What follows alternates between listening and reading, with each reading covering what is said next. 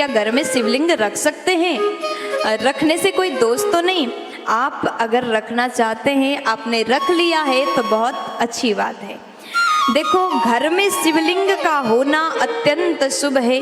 अगर शंकर का आराधना, शंकर की पूजा घर में हम करते हैं तो उस घर में किसी भी प्रकार के वास्तु दोष नहीं लगता, उस घर में बुरी शक्ति प्रवेश नहीं कर सकती। इसलिए घर में शंकर जी का शिवलिंग अवश्य रखो और आराधना करो।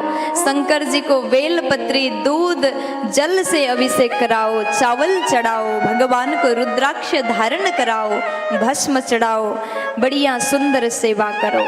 लेकिन हाँ, ये बात भी आप ध्यान रखिएगा, घर में आप शिवलिंग रखना चाहते हैं ना, तो ये अंगूठे है ना, इसके बराबर का मूर्ति, प्रतिमा आप रख लीजिए। शिवलिंग इतना बड़ा हो तो आप सेवा कर पाओगे, इससे बहुत बड़ा होगा तो सेवा में कमी रहती है। कहते ना, बच्चे जो होते हैं ना, जितने छोटे होते हैं उतना ही आसान होता है।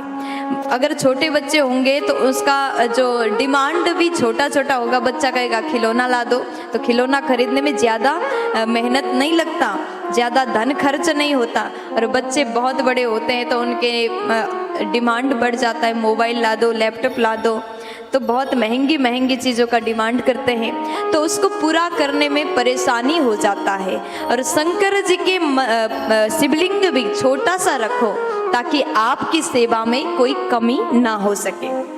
पीछे वाले भी थोड़ा ध्यान से सुनिए और जो सुन रहे हैं इस बात को अपने जीवन में धारण कर लीजिए। और भगवान का सेवा कैसे होना चाहिए?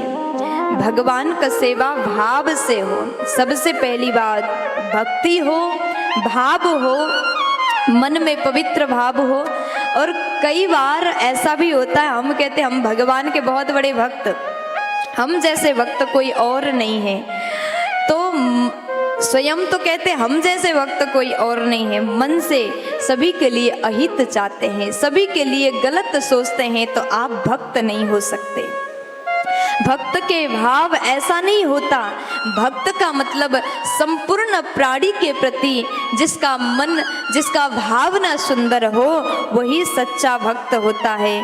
इसलिए जो भक्ति करना चाहते हैं, सर्वप्रथम तो सभी के लिए सुंदर सोचा करो, अच्छा सोच मन में लाओ, अच्छे विचार सबके प्रति लाओ। क्योंकि वसुधैव कुटुंबकम, जितने भी संसार में हैं सब कुटुंब है, सब मनुष्य है। कभी किसी का अपमान ना करो, कभी किसी का निंदा ना करो, सभी से प्रेम करो। अगर इस भाव को मन में ला करके शंकर का आराधना करते हो तो आपके घर में कभी भी गलत हो ही नहीं सकता। भगवान उसका गलत नहीं करते जो किसी का गलत नहीं करता।